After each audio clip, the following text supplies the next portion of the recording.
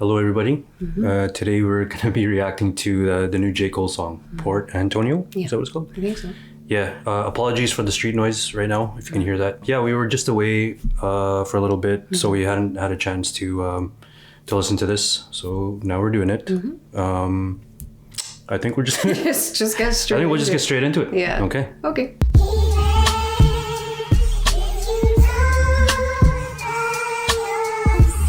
Hey, that's Cleo Soul.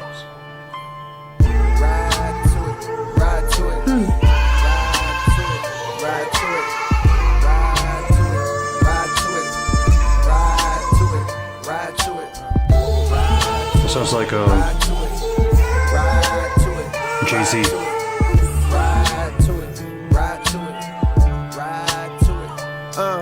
Young Jermaine walked the straight and narrow. Minimum wage jobs for the narrow, but still my mind was on the zeros.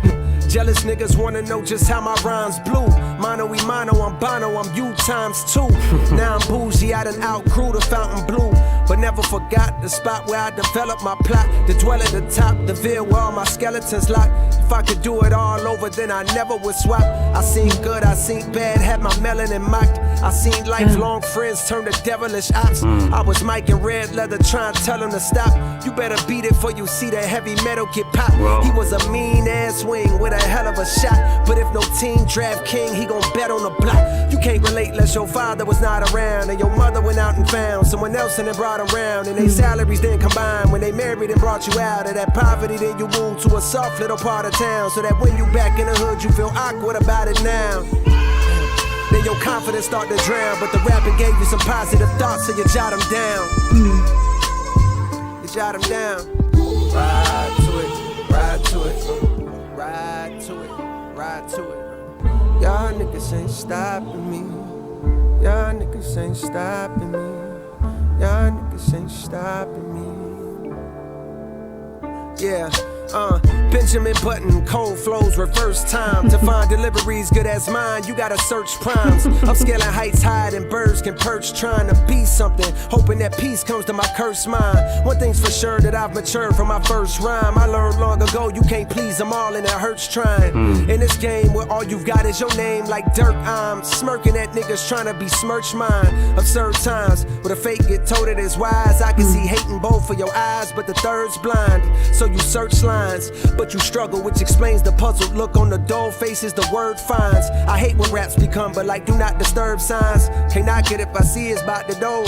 They instigate the fuckery because it's profitable, but singing stop the violence tunes with dudes in hospitals. I pulled the plug because I seen where that was about to go. They wanted blood, they wanted clicks to make their pockets grow. They see this fire in my pen and think I'm dodging smoke. I wouldn't have lost the battle dog, I would have lost the bro. I would have gained a phone, and all for what? Just to attain some old props from strangers that don't got a clue what I've been aiming for since the age of 14. Jermaine is no king, if that means I gotta dig up dirt and pay the whole team of algorithm bot niggas just to sway the whole thing on social media, competing for your favorable means to be considered best to live and rest. The weight of both things. I understand the thirst of being first that made them both swing, protecting legacies. So lines got crossed, perhaps regrettably. My friends went to war, I walked away with all they blood on me. Now some will discredit me, try wipe away my pedigree, but please find a nigga out that's rapping this incredibly. My dog texted me, I share the words he said to me. If you refuse to shoot the gun, don't mean the gun ain't deadly. I guess in that metaphor, hypothetically, the gun is me. I texted back like, guess a gun ain't what I'm trying to be, my nigga. They stripped me of my spot and now I'm finally free, my nigga. They say I'm picking sides, they don't you lie on me, my nigga. To start another war, hey Drake, you'll always be my nigga. I ain't ashamed to say you did a lot for me, my nigga. Fuck all the narratives. Tapping back into your magic pen is what's imperative. Reminding these folks why we do it. It's not for beefing, it's for speaking our thoughts, pushing ourselves, reaching the charts, reaching your minds, keeping your hearts, creeping to find emotions to touch, something inside to open you up, help you cope with the rough times and shit. I'm sending love cause we ain't promised shit, my nigga. Y'all niggas ain't stopping me. Yeah. Y'all niggas ain't stopping me. Y'all niggas ain't. I feel like I want to listen to that again. I was gonna I'm say. trying to process it. Yeah. What'd you think of that? What did you think of that? Well, I think of that. First of all, it sounded amazing. Yeah, actually, it sounded so beautiful. Yeah, it sounded so that's actually one of my favorite songs from him. I'm not gonna lie. Like, he used a great beat. That's the same sample as Jay-Z used for a song called "Dead Presidents." You haven't heard it yet. No. But that's the same song he sampled Nas's voice. Oh, okay, yeah. We have to listen to that. Yeah. And then also the vocal he sampled Cleo Sol. Cleo Sol, you know her from "Selfish" by Little Sims. So first of all, the sound is amazing. It was so beautiful. He had some dope lines in there. Like for instance, when he said, "Mano y mano, I'm Bono. I'm you times two." Exactly. And I thought this other one where the Michael Jackson line where he said, "I was Mike in red leather, trying to tell him to stop.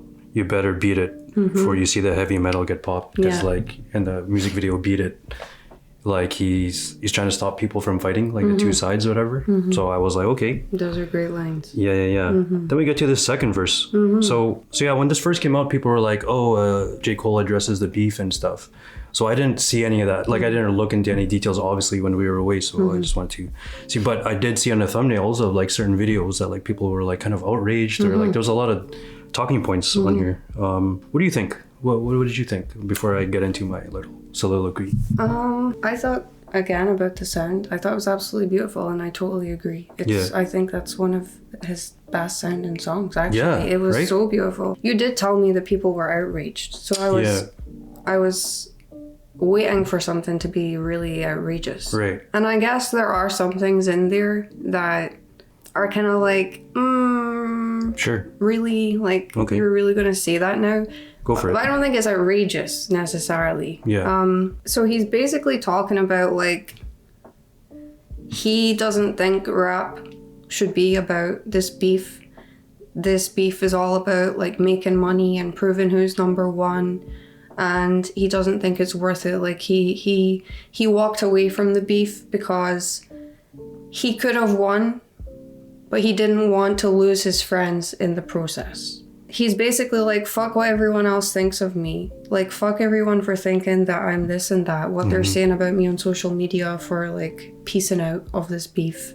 I don't care about any of that because that's not what rap is to me. He sounds sad. He sounds like regretful. He sounds pensive. Like it's a very like kind of... It's a reflective kind of... tone. Yeah. The beat, it's very like, it sounds quite sad. If you watch, when I reacted to this, like everything that happened and J. Cole saying that didn't sit right with his spirit and he was backing out, I really respected that. Right.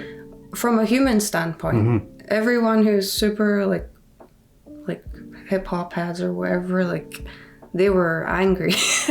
But I respected him as a human being because I'm like, okay, like good for you. If that's not something that felt right for you, great. Yeah. But I don't think you can come back and say, but I'm still number one. I just didn't want to be involved in this.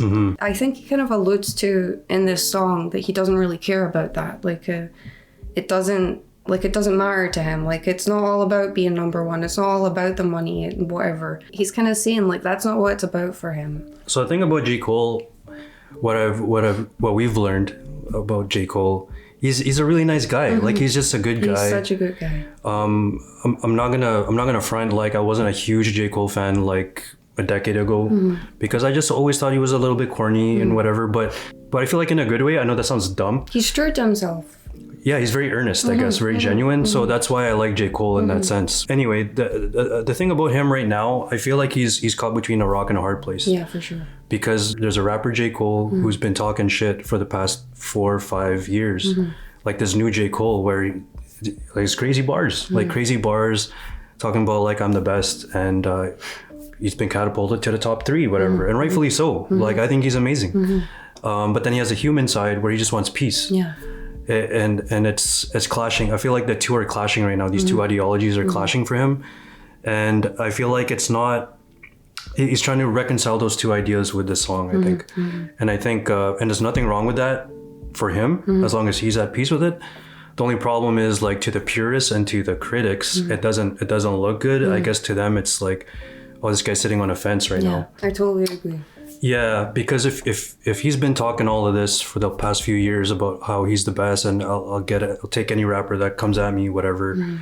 but who are you talking to? Because your main competition are your two friends. That's it. So if you're not gonna like, if you're not gonna go up against them, then and those are the other, like if this is the big three, and you're not gonna go up against the big three in this, let's say, race, right? Then how can you claim the number one spot? Yeah, and I've said from the beginning, like you don't necessarily have to have a battle, because the thing about the Drake and Kendrick is bigger than hip hop. It's very personal between those two. So I'm not saying J. Cole had to enter some sort of like personal beef or whatever, because you can't just manufacture a beef.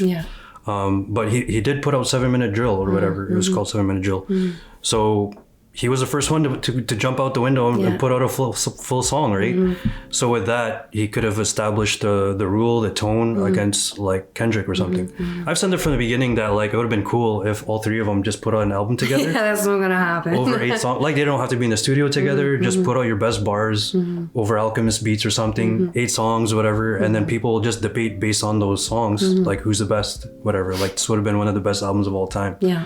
So I'm not necessarily saying like you have to be engaging in a battle to be number one, but when you're saying all of this stuff, who are you talking to then? Because if these, the top two or the other two are your homies, and you don't want to engage with those two, then on the one hand, that's like, I respect him for that 100%, because obviously he considers both of them very close friends. Right. He didn't want to take sides, and like you said, the beef was way more than rap, and I think it was way more than who's number one. But he put himself in it, and he kind of started it, and then he pieced out. And then he's coming back, and I respect him. I still really respect him. I respect what he's saying. He didn't want to get involved. He doesn't think it's about that. He doesn't want, like he said, he walked away with their blood on him and whatever, and he doesn't want any of that. He's a very peaceful guy. Totally respect all of that. I just can totally understand why people would be like, what are you talking about? When he comes back and says, but I'm still number one. Don't try and take that away from me. So the narrative of J. Cole has been, so like he apologized. Some people clowned him for that. But as the beef went on, people were like, okay, well, I understand why he's on a beach somewhere chilling or whatever. That was kind of the running joke. And that J. Cole was smart for stepping aside. Then he started doing all these features where people are like, oh shit, he's back. Like, what's he gonna do? I feel like this kind of stunts that a little bit for people from the outside who are not J. Cole fans, for instance. Or like rap purists are looking at this like, bro, you're sitting on a fence. Whereas if he didn't put this out and he just put out his album, I think the reception would be, now granted, I don't know how much, like I haven't looked at any commentary or anything. I don't know how much damage or whatever this has caused for himself. He did say he's not picking sides. Yeah, and that's fine. I don't think he needs to pick sides. I don't understand why that needs to be a thing. He said, like he told Drake that he's always he's always going to be his friend and whatever. And I totally understand. Obviously, this is a first reaction, so we just listen to this, and as we listen to it, we're trying to process it, and as we're talking about it, we're trying to process it. So the more we're talking about this, like my opinion is like going back and forth. So if I'm saying like contradictory things, you can understand why. Like, but I think that's the thing with this song. I don't think he did say you can't please everyone. He's learned you can't please everyone. It hurts too much to try to please everyone. So he's just gonna do what he feels is right. And I respect him. I respect him so much because he's just such a nice human being. But I totally understand why people would be like, why are what I can see why are you talking about? I can see why people would misinterpret this one line here where he says something like, I wouldn't have lost a battle, I would have lost a bro. So I can see why people might just take the first part, I wouldn't have lost a battle. I don't think that's what he's saying. I feel like if he entered and lost a battle, that would have been on his mind. It's more about been his concern. Exactly. His concern was losing a friend. His main concern was not losing. It was the damage it would have done to his friendships, which is so J. Cole. Exactly. So I can definitely see both sides. I think it's extremely on brand for J. Cole. I mean that's pretty much it's what not it is, surprising to me. And that's why I give him the benefit of the doubt, right? I give him the benefit of the doubt that like this is just what's in his heart, right? But at the same time, I totally understand if people are confused by this or whatever. I'm giving him the benefit of the doubt because he's a nice guy. I respect him. And it's a good song. It's a very without any of this, without the context, it just sounds amazing. It's very heartfelt, to be honest. You can tell it's coming from a good place. Right. And I don't know that he's necessarily, when you brought that up, saying I wouldn't have lost a battle, I would have lost a bro. Yeah. When you brought that up and said he's not necessarily saying there, Yeah.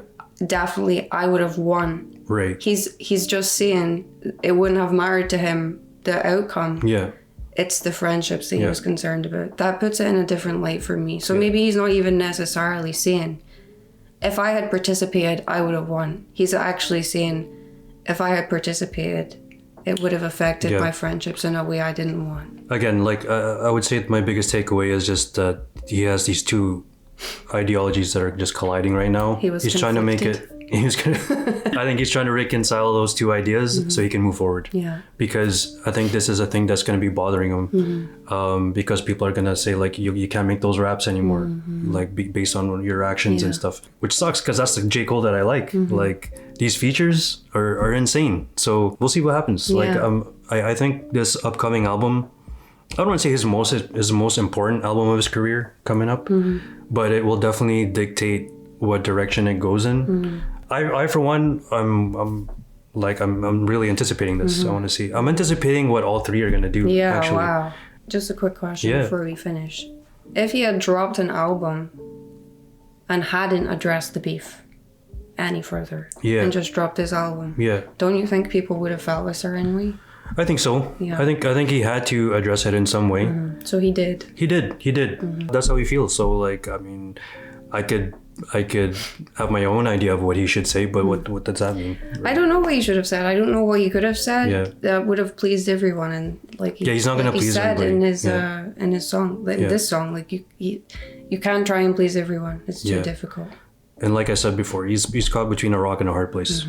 Yeah. Overall, J. Cole, such a nice guy. Huge respect. Yeah, I do like the song. I mean, I really like the song. I don't think it's as wacky as people as I've been seeing. I expected something like he was really coming for them. Yeah, I don't think it's that super deep. Like is J. Cole putting out his feelings? It's all good. You just move on and put out a good album. I think it's gonna be all good. So okay, cool.